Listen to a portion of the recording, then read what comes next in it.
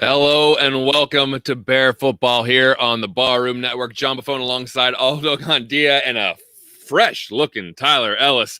Welcome to the post-game show. Bears, not as fresh. They fall 34-30 in only a way that the Bears could manage to do. They seem to have the game in control. The defense lets them down. The offense turns it over late in the game, deep in their own territory, and the lowly Lions, without a GM, with an interim head coach, come into Soldier Field and potentially put the final nail in the coffin that is this current regime. Gentlemen, we can talk about the game all we want. We can talk about the good, the ebbs and flows of the game, how the running game looked good, how Trubisky had his moments, how the play calling might have been a little bit better. When it comes down to it, it doesn't make any difference. It doesn't mean a damn thing, guys. They lost the game to the Lions. They've lost 6 straight games. Haven't done that in 18 years. So I want to know what's the defense now for this regime? What are we defending now? What are we saying is going to keep Ryan Pace's job? What are we saying is going to keep Matt Nagy's job? I'm interested to talk about this. We can talk about the game if we want to. I don't know if people are overly interested in what happened between the first and third quarters, or first 45, 50 minutes, 60 minutes, or 55 minutes of this game. Because now I think the big hot button issue is, what does this mean for the franchise? But if you guys want to talk about the game, let's go around the horn and touch on that briefly. Aldo, what do you think? Touching on the game first, you say? If you want, yeah. Yeah, I mean, you get what you deserve in this football league. And so they deserved to lose. They got outscored, 14-7 in the fourth quarter, 21-7 in the second half. They had opportunities to put this game away, but they just could not convert on offense. You got a bunch of guys who just cannot play 60 minutes of football. Matt Nagy said this week, we just can't get all 3 phases working. Well, not only can they not get all 3 phases working, they can't get 4 quarters of solid football. And so that's what we saw today. And, to segue to what you were saying is, what we're talking about now is there has to be a house cleaning. This is a losing streak of major proportions. You've gone from a contending team to a team that could be contending for a top 10 draft pick. And so you should not overlook that. You should not look at COVID. You should not look at player injuries. You should not look at anything other than results. And that's what the ownership team at Hallis Hall has to do. They have to start to think about making some major changes. Tyler, what do you think? Hold on, John. I'm sorry. I don't care if Josh McDaniels has the coach of Patriots in the next 20 minutes. I want him here in Chicago now. I don't care if he has a game in 20 minutes. Get him in Chicago. Does he want to come here? So, yeah, right. So I just want to let the public relax. We have already started looking for coaches. And so my top picks is Josh McDaniels. And so I'm just being honest. I was talking about Josh McDaniels about 2 years ago, John. I don't know, bro. I'm not gonna talk about the game. Don't give me apple pie if it's gonna be sour in the middle. I don't want it. So next, we lost control of the game. That just happened, and I'm like, they're about to lose this game, huh? They're about to lose this game. All right. Well, there we go. And so, no GM, no coach. They came in here to punch you in the mouth. We could talk about the good and all the other things, but the point is, you blew it. Yeah. So you blew it, John, and that's really what it comes down to. And it's time for the leader to fall on the sword. Yeah, and I can't wait to hear we got to go back and look at the tape, and I thought Mitch played well, and we had a great week of practice. I can't wait to hear all that BS coming up, because I think it has completely and utterly ran its course here. I think it did. I think for 99% of the people it already did. But this, I don't know how you defend this. You can't say that, yeah, the defense played poorly. I get it. But the mistakes, the lack of discipline, everything across the board needs wiped out. We wiped out and restarted, because this team, as it is, this franchise, as it is, this personnel, front office, whatever you want to say, as it is not a contender and cannot be sustainably competitive. So now is the time. I'm not saying it's good that they lost. I was watching this and I actually thought, are they really like they can't do this, right? I mean, the touchdown pass to Marvin Jones, I'm like, okay, that happened a little too quickly. I don't like that it happened on the other side of the 2-minute warning, but all right, whatever. So they kick the ball, they pooch it, and then Darnell Mooney slides at like the 11-yard line. I'm like, that's not great field position, but okay, whatever. They run it, nothing doing to get the timeouts, 2-minute warning. And then I see Mitch drop back, and I see that pocket kind of collapsing around the backside. I'm like, oh God, please just throw it. Just throw it. And you know what?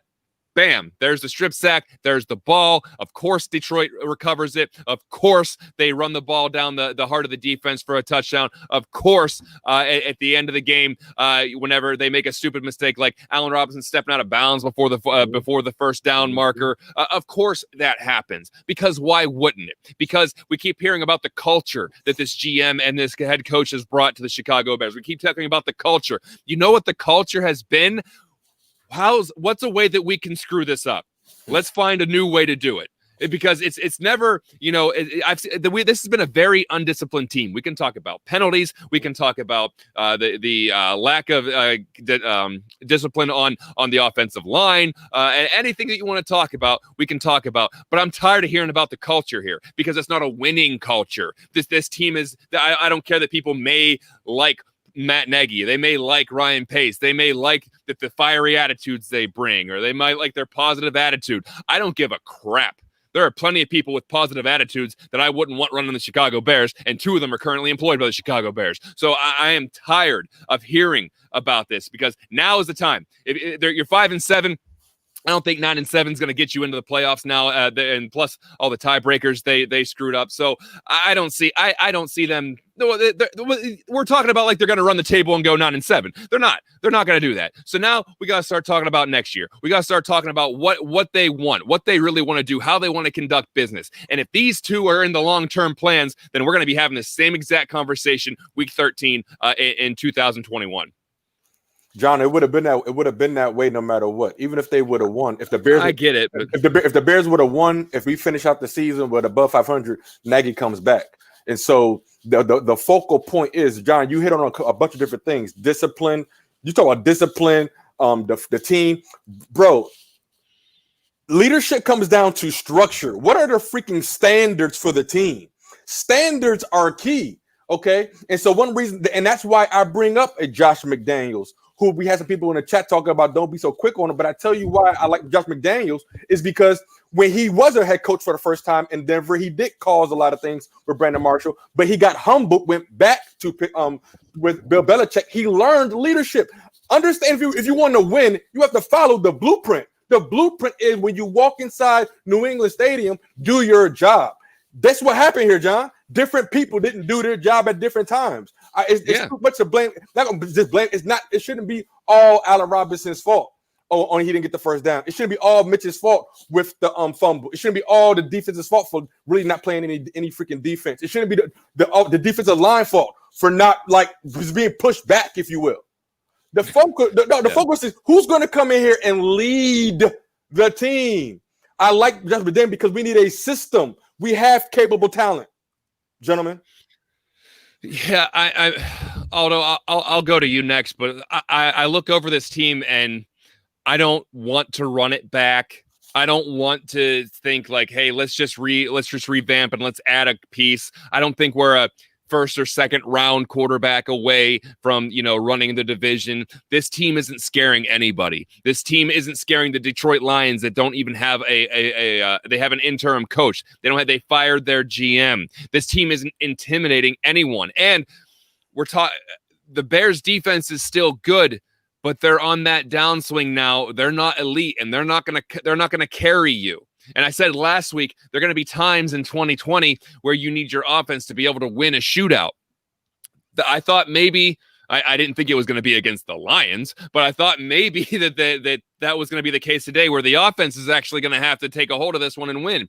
And it just comes to a bunch of mistakes at the wrong time on all sides of the football. You want to talk about the bad coverage at the end where the Lions were able to score quickly before the 2-minute warning? We can talk about that. But you want to talk about dropping back on third down and not protecting the football and the quarterback giving the other team the ball deep in the Bears territory? We can talk about that. Across the board, it's a problem. It's all a problem. I think John Fox said that once. It's all bad. It's all a problem.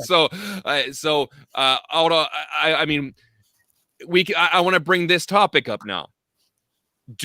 It's the first time in 18 years that they've lost 6 games. Is this going to be the first time in history that we see a coach actually let go during the season? No, I don't think so. I think that they're married to the tradition of not firing a coach during the season, which is not a good idea, given that there's 4 teams now that are looking to change, GM coach combinations. And so, that means that the Bears are going to get off to a slower start. And, I also think that knowing the history of the Bears, I mean, I've been following them since the 1960s, that they are still debating with themselves. The McCaskey family is that way. I don't think that they've made a decision to let go of Pace or to ask Pace to consider letting go of Nagy. I think that they're still kind of mulling stuff over. And I'd like to just make one mention of the game. In the fourth quarter, the Bears are winning 30-20, and they have the defense comes out and holds the Lions to a 3-and-out, and they punt to the Bears. So the Bears now with 6 minutes and 38 seconds to go in the game. They start with a running play. It's a -3 yard game. I don't fault that play call. You got to run the game. And then Trubisky completes a 9-yard pass to Anthony Miller. It's now a 3rd and 4 because there was an infraction on that play. There was a 5-yard penalty. It's now 3rd and 4. They call timeout. They talk about it. And what happens? Charles Leno gets beat on a spin move from Everson Griffin, and it's now 4th and 12. Well, what happens after that? The Bears punt. The Lions go on to score 2 consecutive touchdowns, and that's your game. And so it's about those little things that this team is just unable to do. They're unable to win. And frankly, you go back to the first game of the season against the Detroit Lions. We've talked about it before. That should have been a loss. DeAndre Swift should have caught that pass with seconds to go, and that should have been a loss. That 5-1 start that they had, that was a mirage. They were never really that good. This team is much worse than their record. And so getting back to your original question, they have to make a change, but they probably won't make it in season. What do you think, Gaines? They fill out the rest of the season? It will be interesting. I would be shocked if they do. If they did let him go, I would be shocked because I don't expect the Bears to be proactive. Why would I expect that at this point? And so that would be the right thing to do. So they've given me no reason to suspect that, John. And so that being said, it's like how much upset we can only be that much upset if the people that are in the position of power are not willing to do something. Like we care more than they do. Of course we do. We're the fans, right? They're just making a profit. So the more we keep talking about it, the more profit they make. And so it's just, you would think in times like this, COVID, when it's about the fans getting the experience, so to speak, that's why you're operating anyway, quote unquote. You would think they would care more about the product being on the field. Well, I come from the mind state too that if, and this is a big if the McCaskies or whoever's pulling the strings say we're going to change this next year. We're going to have a different GM. We're going to have a different coach. I'm of the mindset is why have a lame duck regime then? Get rid of them and start the search now. Let people know what's going on. Be transparent about it and say we're starting anew. We're going to have a new GM. We're going to have a new coach, and the search starts now. And so then we don't have to keep talking about this stuff. But who knows if they've actually made that decision yet? Because they do still get to play the Texans and the Jaguars, and they play the Vikings and the Packers. Which, I mean, there's a chance that they're going to be underdogs in at least probably 2 of those games, maybe 3. So I just think that if they already made up their mind, which I hope they have, then Go ahead and do it now and tell the fans, hey, we're not running this like a mom and pop diner anymore. We're gonna take the initiative, and the search starts now. We're tired of I'm tired of the cronyism where, like, I compare it to a family diner, because it's just like, oh yeah, he's a really bad waiter, but that's my cousin, man. What am I supposed to do? He's been here forever.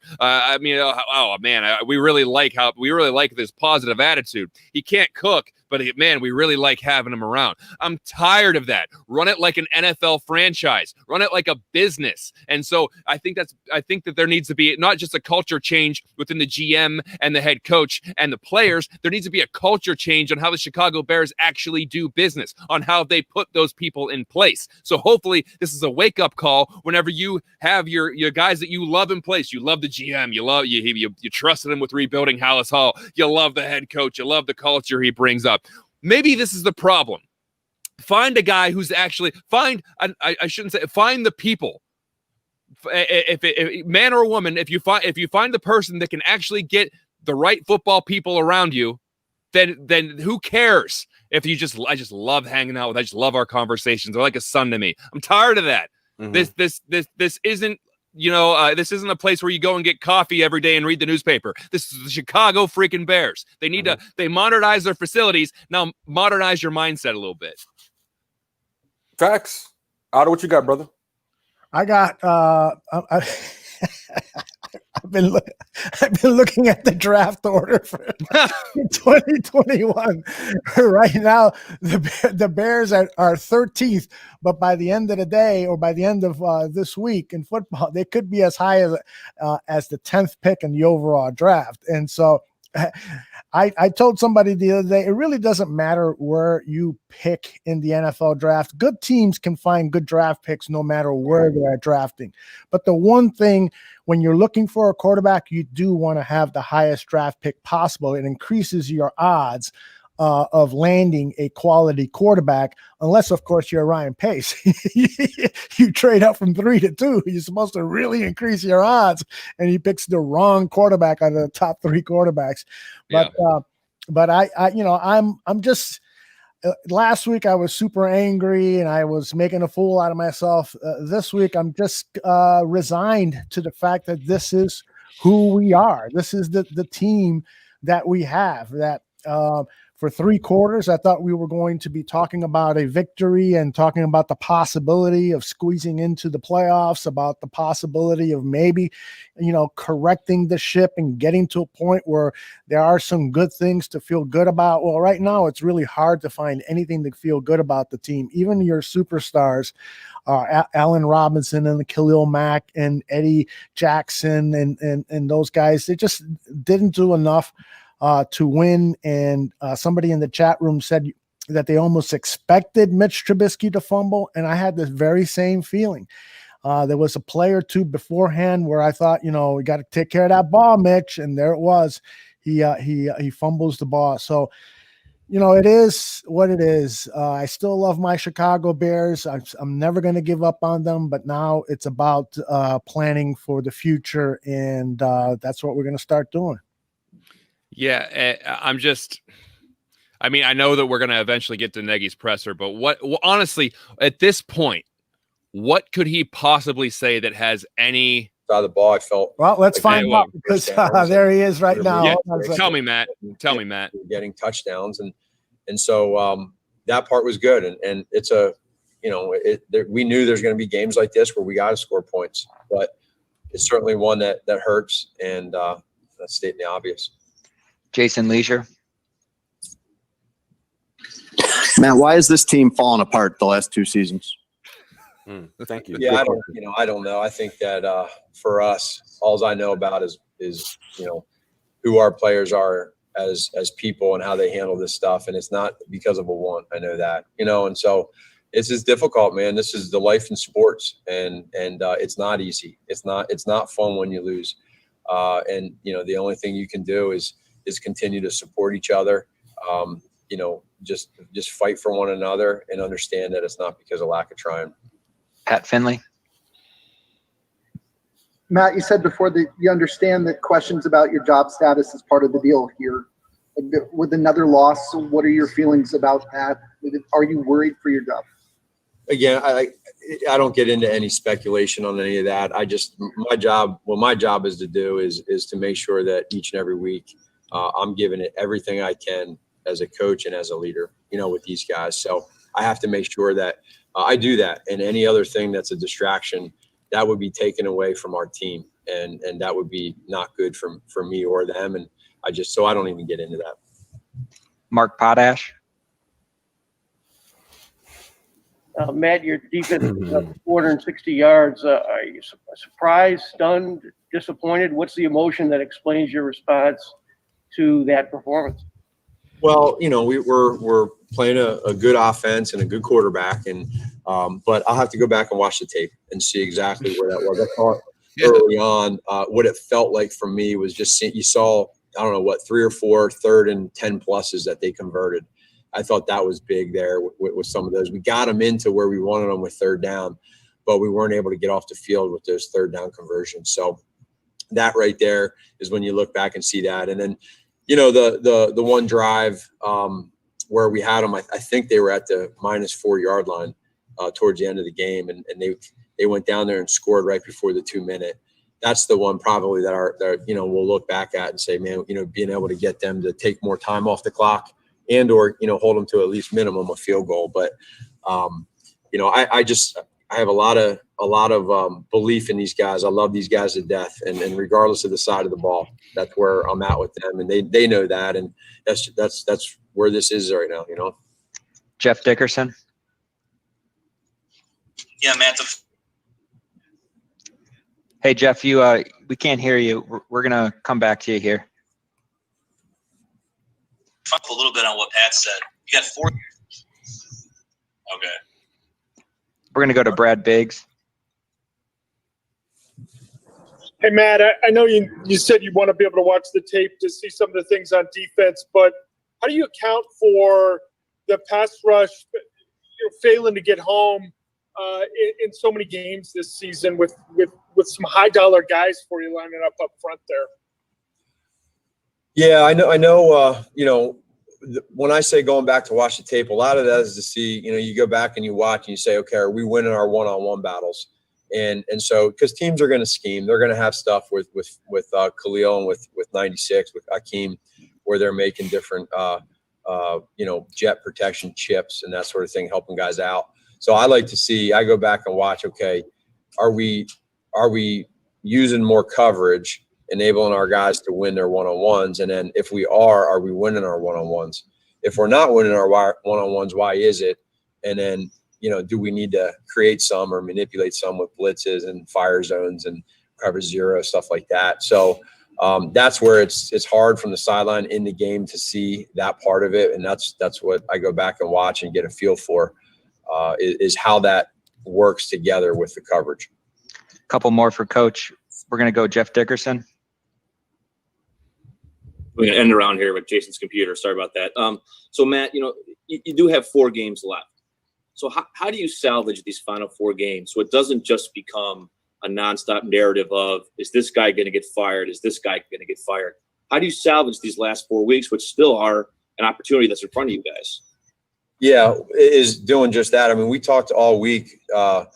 We talked all week about going 1-0 and finishing. We talked about both of those things, and we didn't do that. So for us, again, this you have to look at it as a week by week deal for our team and where we're at and controlling what we can control. So the only thing that I can control right now for me is making sure that these guys understand the fight and they know the care and where all that stuff's at. And then we all each got to do our part. It can't just be one person. We all got to do it together. And you can't worry about that other stuff. You got to worry about what's in front of you. And is this right now a difficult time? You're damn right it is. It really is. It's hard. It challenges you in a lot of different ways. And that's just being as real as I can be. It's hard, but this is also why we're in the positions that we're in, is to be able to let these guys see the authenticity of. All right, I think I've heard enough. Yeah, whatever. Like I said, going into it, like, what could he possibly say that has any impact or bearing on not even I'm not even talking about the players. I'm talking about the fan base or the whenever people read these articles that I'm sure the media members are going to put out. What is he going to say that it's going to change anyone's viewpoint right now? Nothing. I mean, and I think that also bleeds into the players sometimes. I'm sure the players are going to still play. A lot of them are still going to play hard for him, but it's not out of the realm of possibility to think like, man, we've lost 6 games in a row with this mentality. I mean, when does it start thinking like we got to do something different? And I see a lot of people saying, well, what is firing him going to do? It's not like you don't fire him to say, okay, we win these last 4 games and we have a chance to win the playoffs. That's not what it's about. It's about being able to really start that search for the next person. It's also a message to the players, to the fan base, and everyone else saying this is unacceptable. So maybe, hey guys, what do you think? They maybe win 2 games in that maybe? I mean, we haven't seen them win in 6 weeks or longer since the bye. So do they squeak out a 7-9 record? Is that what we think? Or is it going to be a 6-10? Is it going to, I mean, I don't think that it's going to be a 5-11, but would you be surprised if they lost to the Vikings again? I mean, maybe the Packers don't have anything to play for in the last week, so maybe they beat the Packers reserves, but that's not crazy to think this team could go 7-9 or even 6-10. And so that can't be acceptable. To lose that many games, to lose to what it would be 6, 7, 8, like you'd lose like 8 of 9. I mean, that's why you make that decision right now. Yeah, I really believe in the famous words of Mike Ditka. I think we'll be lucky if we win another game this season, and that's not just based on emotion. That's just based on what I'm seeing from the play of these football players. There's been some comments in the chat room about the team checking out, and it does sort of appear that way. I mean, when you look at this team, they have stars, they have good players. So what is stopping them from winning a game like today's game? Now, the Lions were fired up. They fired a coach that they hated, Matt Patricia, a coach that, to a man on that team, they lost all respect. So they were inspired to go out there and play well, but it didn't matter. The Bears were in control of this game. But what they were not in control of was their will to win. They did not finish this team off. And so what does that get down to? It ultimately gets down to coaching. Those guys are not playing for you, Matt Nagy. We've all been, exposed to past coaches, the Dave Wannstedt era. The one thing you can say about the Dave Wannstedt era is that even when they were losing, you could tell that in the fourth quarter, those guys were still going out there and playing hard. You could go coach after coach after coach until the John Fox era, and now the Matt Nagy era, and really in the Mark Trestman era too, where these players have to my eye, has started to give up as the losses started to pile up. That the let's stick together stuff is starting to wear thin, not just because of some of the offense, but because they're able to see through some of the bullshit that these coaches are offering. Mm-hmm. And so that's a key element of what is happening with the Chicago Bears, and another reason why the McCaskey family has to do something. They've got to either bring Ryan Pace in and say, listen, Ryan, we're going to stick with you for 2 or 3 years, bring in one more coach and see what you can do, or they got to tell Ryan Pace, pack your bags, man. You and Matt Nagy are gone. And that's where we're at, brothers. And Aldo, and that's where the piece is at, knowing that there will be change. I mean, because it will be negligence, it will be criminal for the McCaskey family to pretend that this is not happening. That would be the worst thing actually to happen if there was no changes in the front office is made. But Aldo, you hit it right on the head. It comes down to coaching. It's not that our players are horrible. We are tremendously underperforming. Okay, do we understand that the freaking Raiders that almost lost to the Jets today, punched Kansas City Chiefs in the mouth a couple weeks ago? And so, there's something about a coach that can get a player to play beyond the potential. You have coaches that have their players display, man, they don't give them a shot in the world. Look at what the Cleveland freaking Browns did to the Tennessee Titans today. The Cleveland Browns, who was written off, and then they come be one of the best teams in the NFL. Baker Mayfield, first time in how long that 4 touchdowns in the first half. So, and then you have the Bears that are playing under. They're not even like competing. Like this was a blowout. This had the makings of a blowout. And so not only did we make it a fight, we lost it.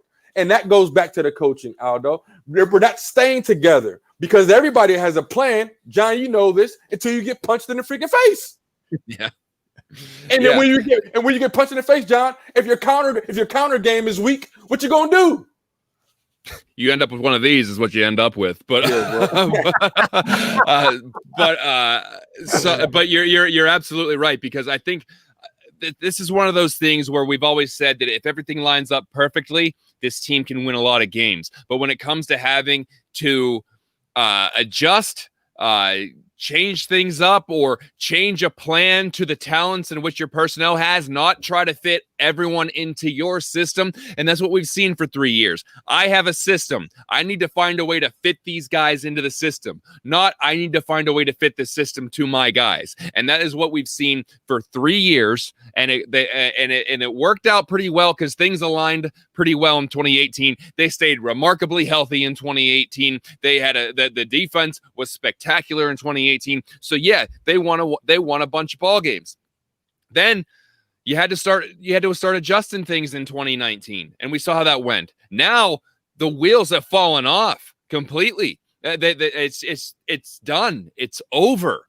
I don't know how anyone can make a case that this should be the squad and the coaching staff that runs it back next year. I don't think they're going to get the benefit of the doubt for you, because it was a COVID year. Everyone's dealing with the same thing. Everyone's dealing with the same stuff. And I will say they picked, well, I don't know if they get picked, but the Bears could not have had a worse year to have a quarterback competition because of the abbreviated training camp and all the other stuff that went on.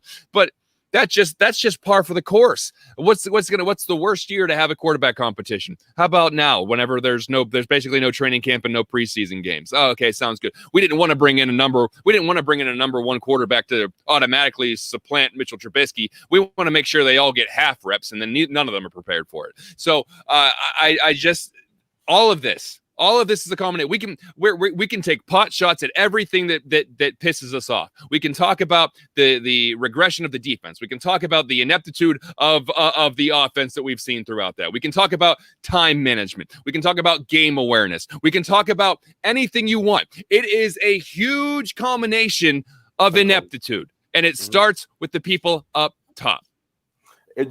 John, I was at 7. Play calling was number 5, and then we're gonna get into like effort number 6. That's crazy.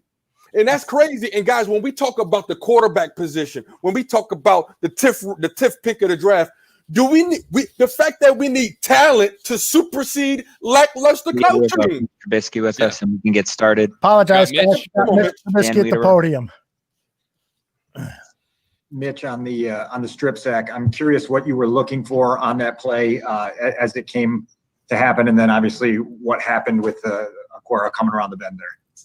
Yeah, obviously I lost the ball, and I was just talking about this play. The coaching point is 2 hands on the ball in the pocket, which I'm always trying to do. I think I was just separating to where I was going to throw. I saw Anthony Miller over the middle, so I don't know if I was pump faking and clutching it, or if I was going to pull the trigger. And time was just running out. He made a good play. Credit goes to them, and I just got to take care of the football. I mean, we emphasize that as an offense, but sometimes players make plays, and you got to give them credit for that. But I was trying to take care of the football, and it was just an unfortunate situation. But it happens. JJ. Mitch, you've been through one coaching change already here in Chicago. Do you think about that at all again with Coach Nagy right now? And if you do, how do you handle that? He's not going to be back either. I'm taking it one day at a time. That's all we're promised. And my job is to continue to make sure this team is sticking together, make sure these leaders are sticking together, and we'll just continue to uplift our teammates and the people in our building. We're in a tough situation. Obviously, we don't want to be in this situation.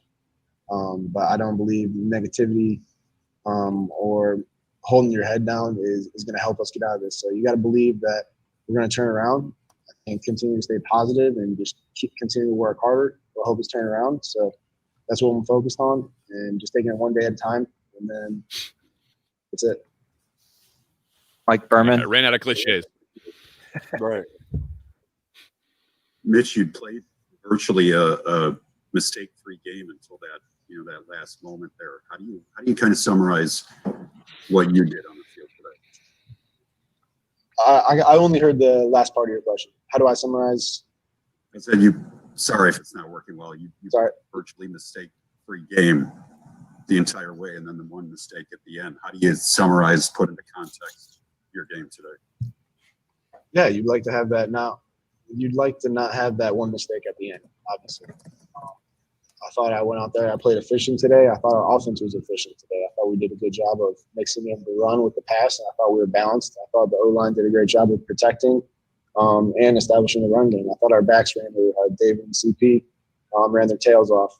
So it was really fun to see. It was fun to watch and be a part of. So we had one mistake at the end, ball security. So we emphasize that and keep working the fundamentals. But that was my goal today, to go out there, play efficient, try to be mistake-free. And we had one at the end that hurt us. But I think we can continue to keep looking at the positives. We keep making leaps as offense, but we got to continue to just keep getting better and keep scoring more points. And I think if we continue to play with that efficiency, that good things will happen. You got to believe that. Jason Leisure. Mitch, why have the fumbles continued to be an issue for you? Why hasn't that gotten fixed? Continue to be an issue. I mean, it was last week and this week. So it's Jason Leisure. I'm emphasizing ball security in practice. That's something I always do, protecting the ball on the football. I thought the guy made a good play. I was about to get ready to throw. I had one hand on the football, and he must have timed it perfectly. So I don't think it's an ongoing problem. I think you go back and watch the film, and sometimes the defensive players make good plays. So give them credit and move on. I think we still had a chance to win the game at the end, and that's all you can ask for. But we gotta play better in all three phases, and we gotta always continue to take care of the football. But I'm not dwelling on that. Pat Finley. Last one. Mitch, you've been through a lot this year. What are your emotions like right now after the way that ended? I don't know. I feel kind of just mentally hardened throughout this whole process. There's just a lot of ups and downs throughout the season, and with everything. Me too. Happened, I just feel like I'm in control of my. Yeah. So, they just Ravi in the chat just said it. He should be freaking angry. I'm not seeing enough emotion. Mitch, it's not just about the Bears. You're auditioning. John, you and Alyssa brought this up a couple weeks ago. You're auditioning for your next place of employment, bro. Absolutely. Like, Mitch is a good guy. I want him to do well. I got nothing personally against him. I think he's a competitor, and then he rises up. Like, he only had that small college career, you know what I mean? But he had a great story leading up to it, and so. Like, Mitch, it's just hard. Like, bro, I wish you would have fell on the sword a little bit more. Like, bro, that was your one big mistake of the game. Quarterback, just own it. We know it's not. I know it's not all Mitch Trubisky. I know it's not all his fault. Even if it was Patrick Mahomes, like, yo, do you think the play call would be better? Like, we the fact that we need our players to like play 100% perfect football for us to come through is just like crazy. And John, when you're saying you're tired of these things, we have to just we can't pull the wool over our eyes to understand that one or two magical players are going to fix this. Yeah. You know, one of the things that perturbs me about Mitch is that he seems to be kind of easy on himself. You know, like, for instance, the interception that he threw into double coverage against the Packers last week, the long pass that was intended for Darnell Mooney. He said, we've been practicing that play all week. We were looking forward to calling that play. And then the defender made a great play on it. No, the proper response should have been, Nick, I should not have thrown the ball into double coverage. I made a mistake. Today, when Jason Leisure asked him, why are these fumbles still a problem? He goes, yeah, I realized that I have fumbled twice in the last two games, and I need to do a better job. I was trying desperately to make a play because we were behind. And sometimes when you make a play, trying to make a play so hard, sometimes you get a little careless, and I'm guilty of that. Take responsibility, but he got so defensive, and I get it. You're a competitor. You don't like somebody to throw that in your face, especially right after a loss. But at the same time, dude, you got to be honest with us. And if you're not being honest with us, are you being honest in the locker room? Have you maybe lost your teammates? Is that part of the problem with the Chicago Bears offense, is that they look at Mitch Trubisky and they look at Nick Foles, these offensive players, and now the defensive players, and they say, we don't really have a quarterback here, man. It's too hard. So I'm a little bit perturbed about Mitch's reaction after these defeats. Now, again, these are just words, but if you want to strip the words away, what we saw performance-wise is just not good enough. Yeah, and I wanted to ask both of you, and we haven't talked about this yet, and I didn't really have a huge problem with it. I would have seen it I would have seen it either way. Did you have any problem with them throwing the ball in that situation? Because they were ahead, and you're deep in Lions territory. And I understand a first down all but kind of ices the game, but that these things are pretty possible with this roster. With this offense, these things are very possible. And the Lions have some momentum coming off that touchdown. They're going to pin in their ears back and come after them. And Mitch isn't always a guy that goes through the progression super fast. Did you have any objections with them actually throwing it on third down? Like I said, I'm not going to, throw my TV because of it, but did you have any kind of problem with that? Personally, I did not.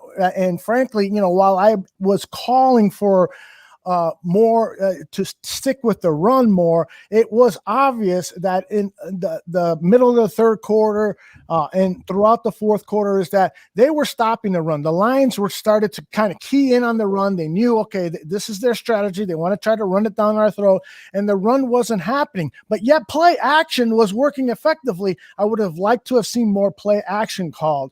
But at the end there, I wasn't upset that they called a pass there. You gotta play with some guts, and unfortunately, they just can't back up. Whenever they do get gutsy, they just can't back it up. Yeah, I mean, honestly, John, I wasn't upset with that particular pass. I was talking with my buddy Joe Mando. The play calling was horrible. I mean, a certain situational football. I'm like, why are we calling that? I didn't understand that play call at the time. This is before we got the ball back, before that punt, when it was still 20-30. But as I'm looking at this was a team loss. I just see this is a complete team loss. I mean, the defense. I mean, whoever the offensive coordinator for the Lions, Vic, not Vic, but what's the name? Coach Chuck, you got out coached. Chuck Pagano got out torched because we had him. Like we took our grip off the Tiger's throat, and Matthew Stafford carved us up. I mean, we're talking about it's 2 minutes. Was it 2 minutes left? Yeah, it was like 3 minutes left. We were up by 10. Like, that's crazy. And so but how many times has our defense had like all these stops, John, in like the last 3 minutes of the game, and our offense couldn't get a single point?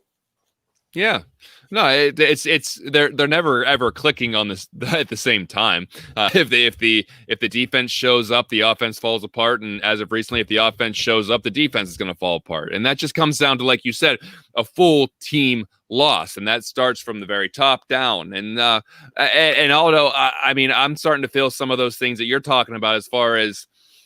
I always say, I'm not going to get angry, and then I usually start spewing some vitriol, and I get all juiced up, and I have a little bit since we started the show, but now it's almost to the point. Now it's just like it's over. It's. I don't know if it's resignation or it's acceptance. I mean, I don't know what step of the program we're on right now, but I do know that it's just this is what they are. I think this is what they are, and this is what they're going to be. And if they're gonna run it back with this coach, and they're going to run it back with this GM, we're going to have this conversation again and again and again in 2021. There needs to be a culture shakeup. There needs to be a personnel shakeup. There needs to be a philosophy shakeup. And that starts with the ownership all the way down to whoever's playing third string. I think we're in a good position where we're building on things. Think about understanding where we are and how far we've come from being the laughing stock and we're about to be the laughing stock again.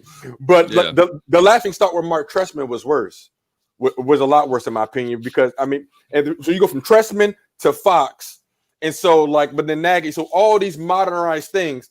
But remember what happened with Tony? Remember what happened to Tony Dungy and John Gruden. So that comparison with Tony Dungy got prepared in Tampa. He got Tampa prepared to win. But then John Gruden just sprinkled some things on top. Pissed off, excuse my language, Warren Sapp, and they played amazing football together. So I'm keep saying judgment. If it's not Josh McDaniels, I definitely feel like we're going to be going to the college ranks for GM and coaching staff and for head coach. But it sucks, but it's peace. John, acceptance is healthy, guys. Acceptance is healthy. Yeah, you're right. It's gonna help my blood pressure. That's for sure. Aldo, what do you think about that? I think it was a rumor report, or I think it was a Luck and Fora report about Pat Fitzgerald possibly being interviewed for the Bears job.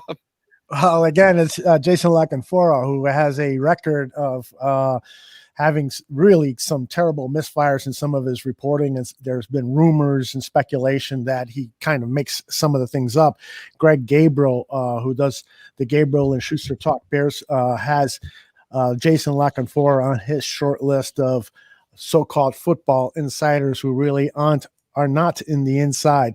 So you got to take that with a grain of salt. But I do believe that if somebody is speculating about Fitzgerald, the Northwestern head coach, being a possible candidate, if the Bears start looking for a new coach, I do believe that there might be some credence to that, because he is a lot of people in Chicago like him. They like his dedication. They like how he motivates young men and so forth. I personally don't think that he would be a good fit for the Chicago Bears. I think at this point, I'd like to see somebody with a little bit more innovative approach towards leading guys and a proven track record in the NFL. I don't know. Bottom line is this: if it was reported by Jason La Canfora, it's probably not going to happen. Fair enough. And then, but before that, I will actually, on the contrary, Northwestern, that's my family school. My auntie went to that. That's my family school. But also, I've had the privilege to attend a Pastor Fitzgerald leadership. And so when we talk about leadership and the vetting process, Coach Fitzgerald is very familiar in that aspect. Coach Fitzgerald has spoke to many of my mentors and leaders, and that's kind of where I get that from, because he has a vetting process for his players to even be on the team. But to be on the team, the players know the standards. And so, it sucks because it has that much credibility come from the source, John. But I like Coach Fitzgerald as a candidate. That would be awesome in tremendous ways, because I'm close, not just family ties, but in terms of mindset, John. When you talk about mindset, leadership, culture, man, that would actually be a good shakeup. That would just get our players to be you know what I'm saying? Just to on cue, kind of like a military, but more of a you know what? No man and woman left behind on the battlefield. And when you take Northwestern, he got results. He got results. With building up his players, playing above their potential. And so anybody that's doing that is doing better than our coach is. Respectfully. Yeah, you're not wrong there, gentlemen. Let's talk about real quick. Talk about the rest of the season. Although you were already looking at where the Bears could be as far as the draft goes. Now, right now, 5-7. Do we think that they beat the? Let's just real quick, and I'll go to both of you on each one. Do they beat the Texans, Aldo? I don't think they beat the Texans. The way the story is written is Deshaun Watson is going to beat the crap out of Ryan Pace. It's going to be embarrassing. We're going to be here talking about how the defense has really given up. Deshaun Watson is going to be playing against the Chicago Bears with a chip on his shoulder.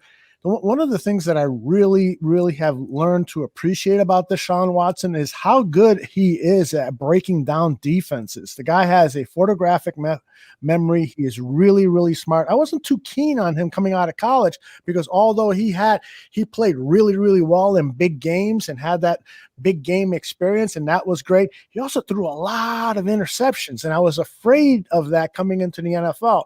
Well, he still turns the ball over a lot, and a lot of that has to do with he's got an offensive line with Houston that's as bad as Chicago Bears offensive line, but he is also a very, very smart player and does even more than expected with the resources he has around him. So despite the fact that Will Fuller now is serving a 6-game suspension, he has no DeAndre Hopkins. We know he was traded at the beginning of the season, so he doesn't have the resources available. I just feel in my gut that he's going to come here in against the Chicago Bears, and he's just going to show Nagy, man, you screwed up, brother, by not picking me.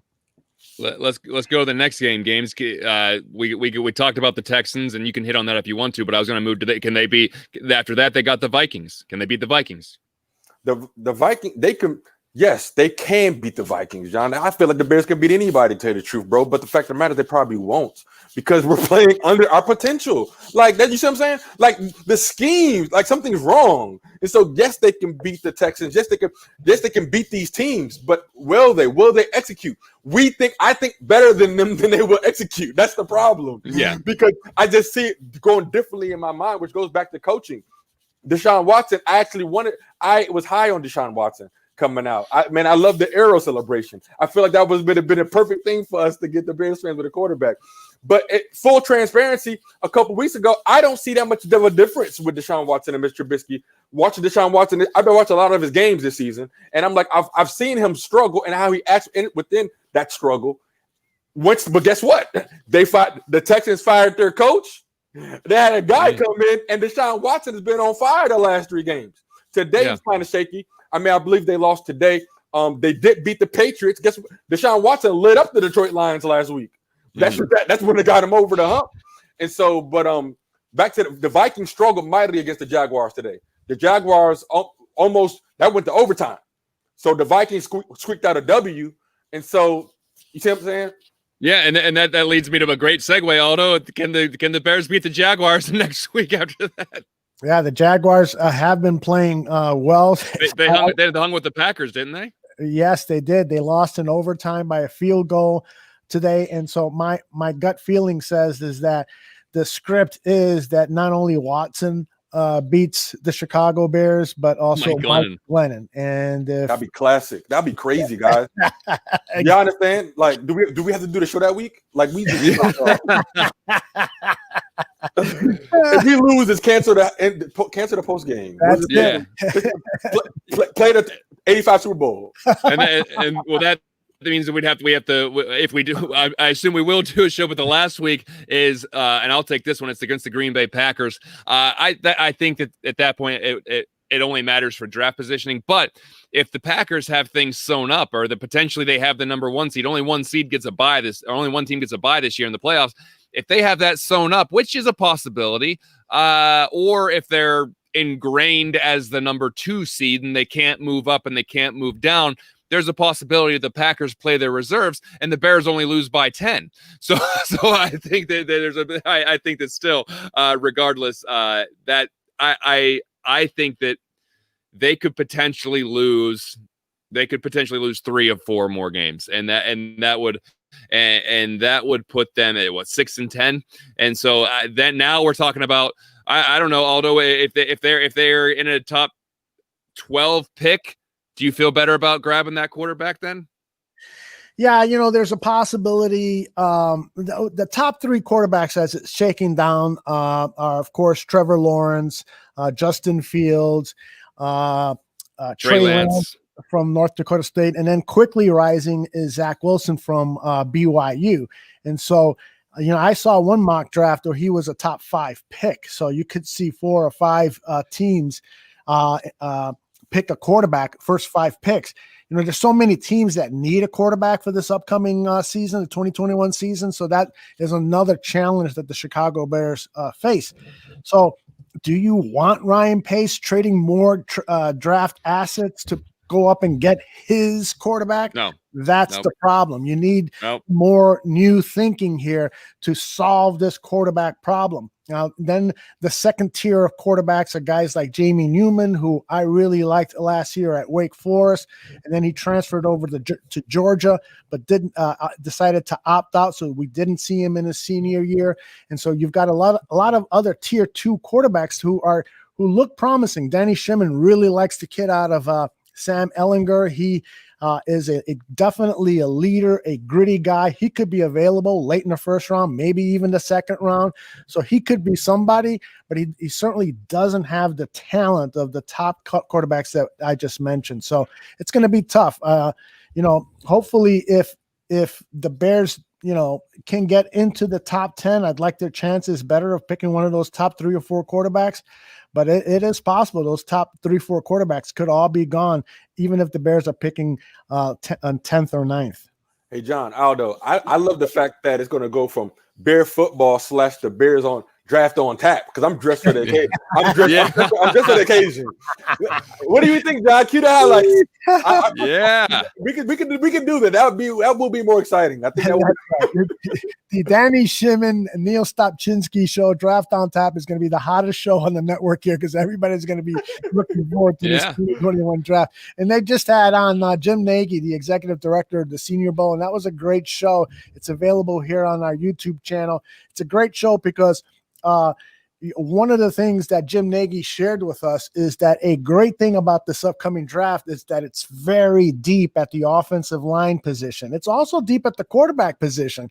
So 2 areas of need for the Chicago Bears, offensive tackle and quarterback. There could be some interesting names available when the Bears pick in round 1 and round 2.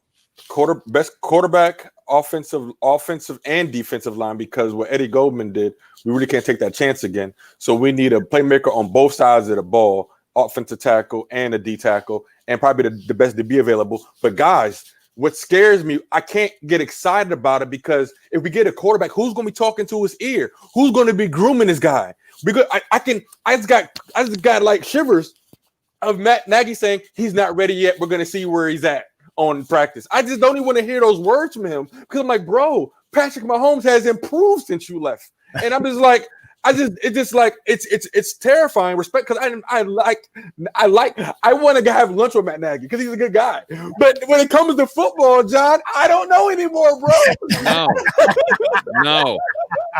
Being nice is not the end all be all. Like I said, if you're nice, I don't care. There's plenty of nice guys I don't want coaching the Bears. He's one of them. Yeah.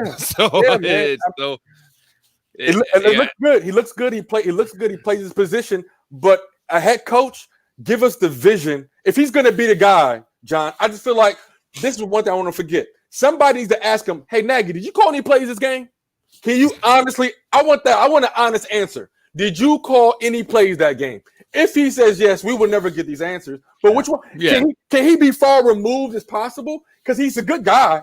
Right. Like, make sure the players get their peppermints on the way home. Make sure everybody just like, you know what I'm saying? But when it comes to the vision, who's the guy scheming up the plays? Who's giving the vision to attack?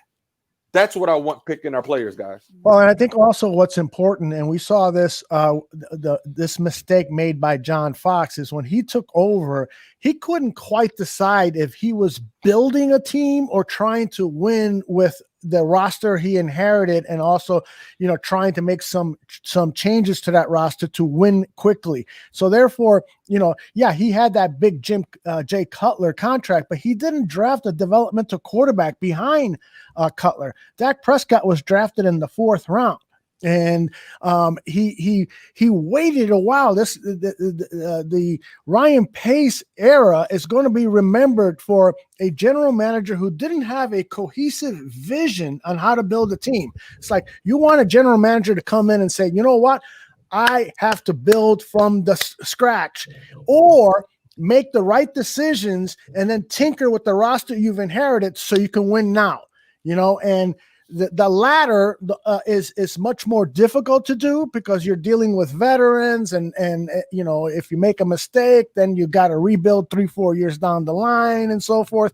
And that's what Ryan Pace did. He decided to try to win immediately, and it didn't work. He kept Jay Cutler for 2 years when he shouldn't have. He didn't draft a developmental quarterback. When he did start to rebuild and he drafted a quarterback, he drafted the bad quarterback of the top 3 quarterbacks, and his starter, Mike Glennon, was even worse. And so he has just not made good decisions from that general manager vision leadership standpoint. And so that, again, is another reason why we need a new guy to make those calls. Hey, John, you asked us about the Texans. You asked us about the Vikings. You asked us about the Jags. They're the worst teams in their division. Like guys, somebody asked in the chat, the Texans' record is 4-8, and the Jags are 1-11. One off the Bears. Yeah, but guys, it's come to that. First we were just like I thought we were gonna be division champs. I thought we could present a challenge to any team in the league. I truly thought that. I thought our Kyle Fuller was playing great physical football, but our Buster Screen, there's a lot of holes. Look at that nickel position, Buster Screen. I mean, it's too consistent now.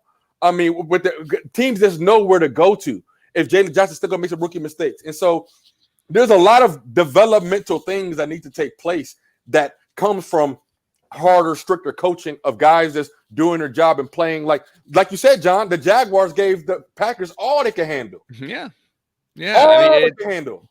There's no more easy games. There are no easy games when you lose 6 straight. Nothing's going to be easy. Nothing for the rest of the year. Nothing's going to be easy. And so they could go 6-10. They might go 7-9. I'd be surprised with 8-8. But at this point, guys, we can break down the game. We can talk about what they did wrong. And I said this at the beginning of the broadcast, but for the rest of the year, we're just going to be talking about what this team's going to be doing in the offseason. Because something needs to be fixed and it needs to be overhauled. And so we're going to be talking about all that for the next month of the season. So going in, after the Texans game, yeah, they might lose. They might eke out a win.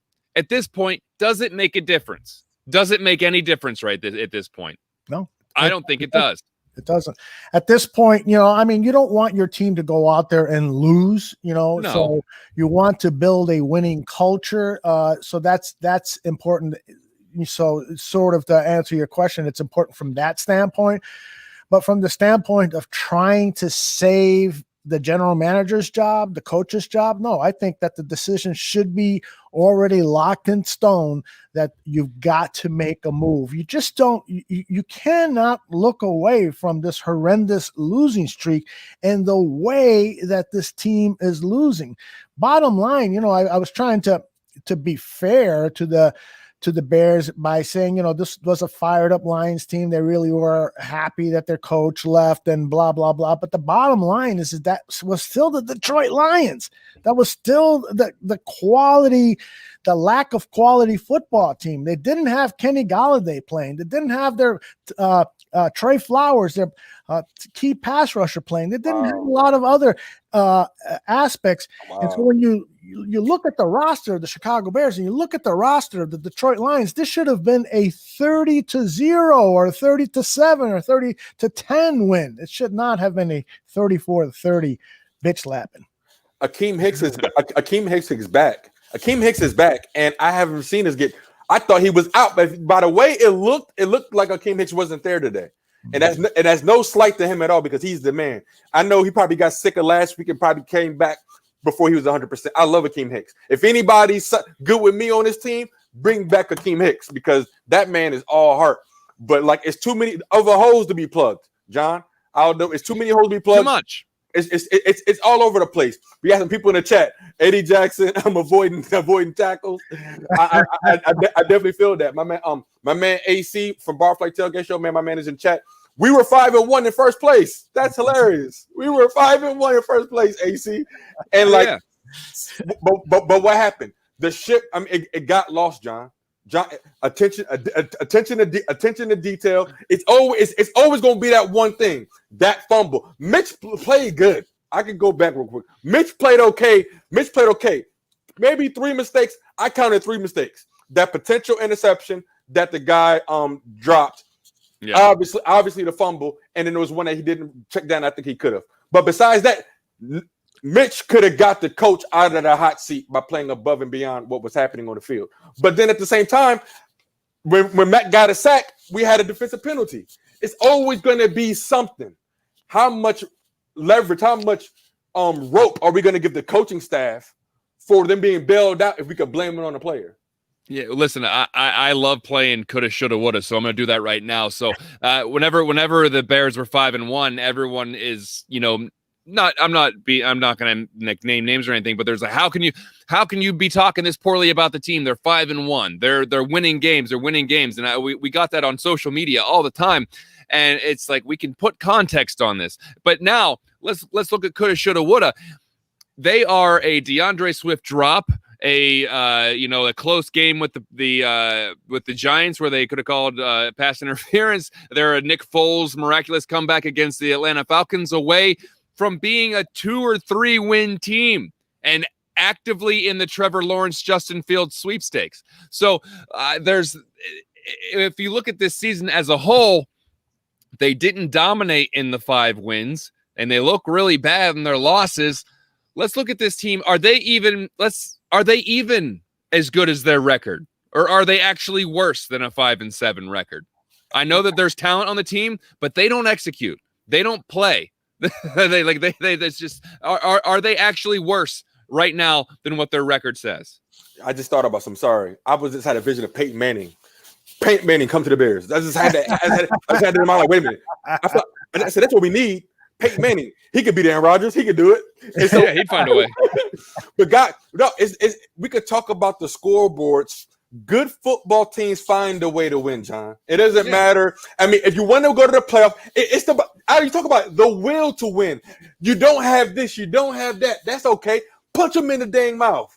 Punch them in the dang mouth. The Packers, they beat the Vikings by less than 10 points. They destroyed the Lions. The Packers, they beat the Saints only by 7. They beat the Falcons. So did we. The Packers got destroyed by the Buccaneers, which was our signature win. They beat the Texans that weren't really doing anything.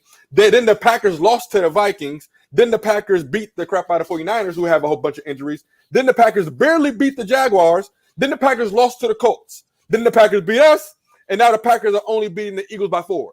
That's not really impressive, John. That's not really impressive. They're winning, but they're winning.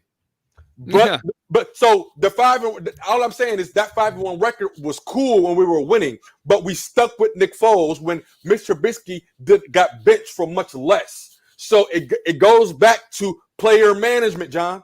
At the end of the day, it's the coach's job to win the game. I don't like it when the coach holds on to an ideal for his freaking ego when you got Khalil Mack getting older. These guys are getting older. We're wasting talent we never had here before. Yeah, and I want to reference. I'm sorry that I didn't see who asked the question, but I thought it was a really good question, and I'm going to clean it up a little bit. But can you imagine Matt Nagy coming back with this team when the defense could very well regress again with these guys getting on the other age of 30 and getting older? Can you imagine Nagy coming out next season with a worse defense because the defense has been saving his ass all year? Can you imagine the Bears with a worse defense and Nagy trotting back out again? Are we looking at a 3 or 4 win team next year then? That's crazy. I mean, the cool thing is we'd be having a lot of draft picks, high draft picks. So eventually in year 4, we will have like still everybody on their rookie contract. That's the only good thing about it, that we would have some high draft picks and they'll be on a rookie deal. But it still would not. I can't even fathom that, John. I can't fathom that because I would be very disheartened if our front office allowed that to happen. If the defense played like they did today and last week consistently throughout the year, who are they beating? But you're right, but it comes to a point where they stop listening, bro. They're gonna stop listening. It doesn't matter who it is. Like it's a mute at its point. If we're sick of the press conferences, how do you think the players feel? Those are human beings too. They just got to be nice. They can't talk bad about their coach. That's just like that's rule 101. They can't say what they fine. When Allen Robinson goes to another team, trust me, he can write a book on the Chicago Bears. It'll probably be the #1 seller because we will probably hear all the things in between. So they're not going to tell us the truth, John. But like that's why it has to be a change. Ryan Pace has to do these exit interviews, be involved in these exit interviews, and really get down to it. Okay, when the CEO of Coca-Cola, when Coca-Cola stock was like crashing before, when he came in, when the leader first came in, I learned this from Jossie Maxwell. The first thing he did for 100 days was he took a tour around all the facilities, gathered intel from everybody. Then he made changes. So Ryan Pace want to keep his job? Go talk to your player because we got good players. Mooney, all these guys you can go to. You see what I'm saying? And so whoever's going to come in, John, check the pulse. John, and I think it should be somebody other than Ryan Pace doing that, though. I think they need to bring somebody else in, and they need to walk around the facility. They got to see what they're working with, and then they got to understand what they can build upon, what they need to let go, and how they're going to build this team back up. Because I don't want a lame duck season with Ryan Pace, where I hate when franchises put like the playoff mandate on a coaching staff, where it's like make the playoffs or you're out of here. If you don't feel like the team's good enough to make the playoffs as they are, then don't give them that stupid playoff mandate and waste a season of rebuilding. I don't want to see this team again. I don't want to see them fringing and maybe they get 8-8, or maybe they get a 9-7, and we're not really seeing any improvement. I don't need to see this again.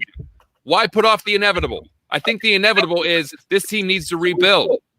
So why run it back with this? And we're going to have all these same conversations again in 2021, and then we're a year behind on a rebuild. It needs to change now. And exactly like you said, that it needs to be somebody that takes inventory of everything, and that person needs to be a football person, a person who's actually has some experience and maybe scouting or player personnel or things like that. And obviously, if you hire a GM, clearly they do, but the decision making on who that person is going to be, I think that needs to change up. We heard about Ted Phillips flying with the McCaskies around when they were even when they were interviewing Nagy for the position. I think the way that they make hires needs to be reevaluated as well. Everyone needs to do a little bit of internal investigation on how things are run, because it's been 35 years. Every time I see a Bears game, I hear a Richard Dent reference. I hear a Super Bowl shuffle reference. All I hear, every Bears reference is about 1985.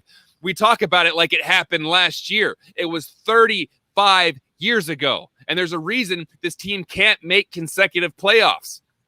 Twice in 30 years they've had consecutive playoff seasons? Mm-hmm. So obviously you haven't built an organization that can have sustained success. We have these blips where it's just like, other than 2005 and 2006 where they made the playoffs in back-to-back seasons, but it's like 2002 or 2001 they made it deep into the playoffs, and then they fell off, and then again 4 or 5 years later they made the playoffs, and then 2010, and then 2000, and then 2018, and all of these like blips of playoffs. Like I know that windows don't last very long in the NFL, but you can't just wait around and every 4 or 5 years, we got a playoff season, then we got to wait 5 more years, and then a playoff season.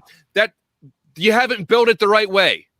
And so, and like I said to nauseum last week, that's not Ryan Pace's fault, Phil Emery's fault, Jerry Angelo's fault, Matt Nagy's fault, Mark Trestman's fault, John Fox's fault, Lovie Smith's fault. This has been going on for 35 years. Take a look at how you're doing business and change it. Modernize yourself a little bit and see if you're worried about making money hand over fist, or if you're worried about making hand over fist and winning.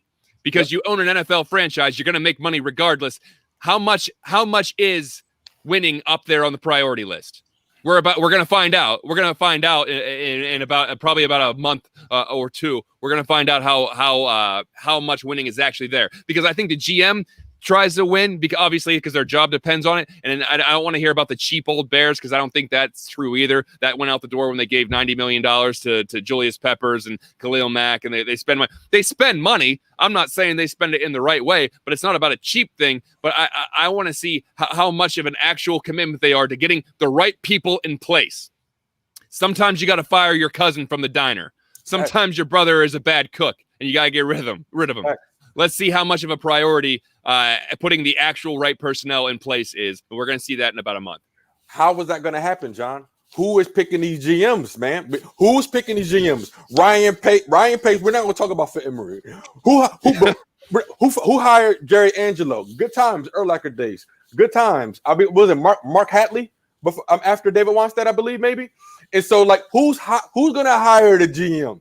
Like, this is what the front office has to decide, because we can go pick a GM. It's going to, the more variables, the more anxiety one may potentially have, because you still got a hit on the coach. You still got a hit on the quarterback. But like, who's going to pick the freaking GM? Look at I like Ryan Pace. Ryan Pace actually brought some flavor to the team at first. He was a visionary coming from the Saints, helping build the Saints as we so thought. Kevin White, this flashy speed, which I love speed. And so like, it sounded good to me. I was in. If I was in Chicago, I would be a season ticket holder. Like, I would he sold me on it, and I'd be upset, just as upset right now too. Yeah. But it's like, who's going to pick them? What's going to be the accountability? And so like, what's going to be the accountability measure? And so other than that, man, and then not to forget, guys, COVID season. So the evaluation for players next year isn't going to be the same like it should be, like it was before. So that will be another potential excuse remover, because other teams see to do it fine. And so that's the thing about it. The Cleveland Browns, to see how the Cleveland Browns, that's just a team that's want to poke out as an example that may beat the Ravens, that may finish out better than the Ravens this season. Like just like that. Kareem Hunt. I mean, just all these pieces that somebody had a vision. How many GMs has the Giants gone through? A lot over the past couple years, over the last 10 years. How many quarterbacks has the Cleveland Browns go through? Somebody could look that up and let us know. A lot. But look at where they are now. Probably the best 1-2 running back punch in the NFL, with a ferocious defense, Myles Garrett. And so like, that's somebody had a vision, John, and they're executing. Baker Mayfield, who was like kind of equal with Mitch Trubisky in talent level, 4 touchdowns in the first half today. So it's like, it is a crapshoot. Yeah, it is a crapshoot at the end of the day. Yeah, I really, you're 100% right, and I don't know what else we can say after this game that's going to have that's going to make any. I mean, what they're going to say, and now it's just going to be speculation. It's going to be speculation for the next, until they have the GM and the coach, and then we start speculation about the draft, and then we start speculating about who's coming back or who they're going to sign. We have officially entered speculation season with the Chicago Bears when it comes to fanalists and fans and everybody else that pays attention to the Chicago Bears. Here's an important point, because I saw Stephen Nagishi's comment in the chat room about what's it going to take to make a change.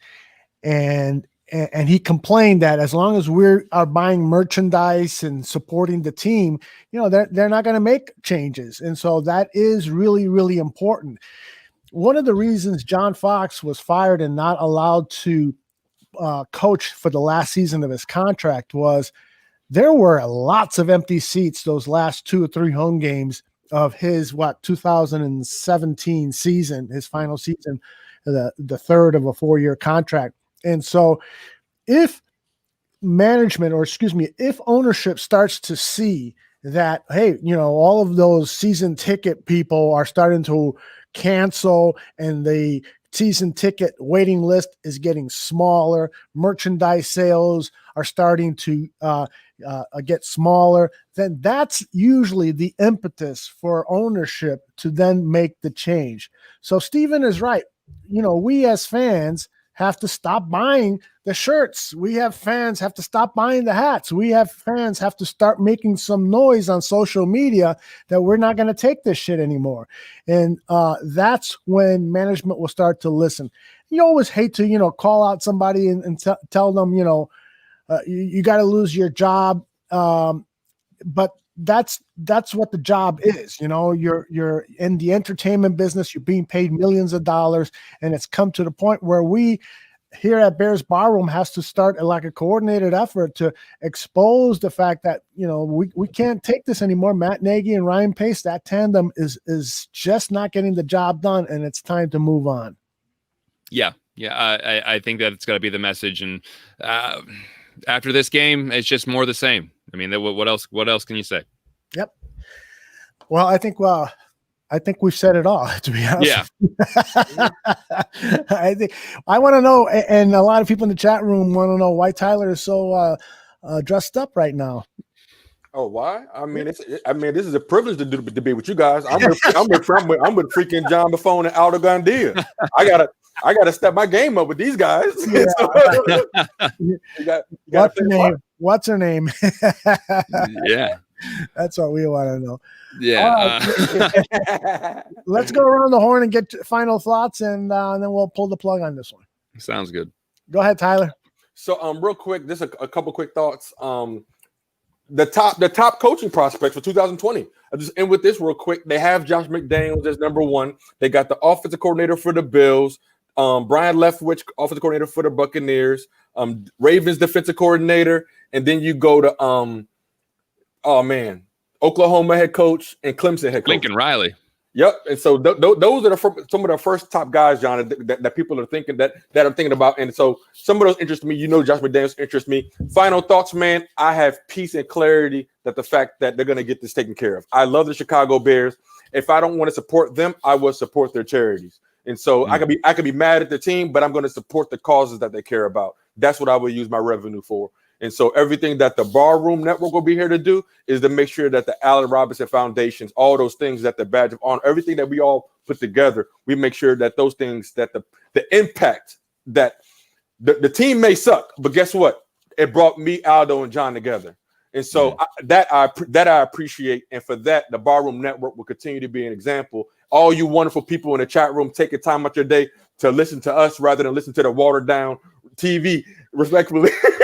Yeah. My man John Buffone is going to tell you how it is, and he'll definitely tell you about it. So, but here at the Barroom Network, we appreciate all of you all trusting us with your Sundays, and we are here to pour into you guys to be a bigger impact on and off the field. There you go. Go ahead, John. Yeah.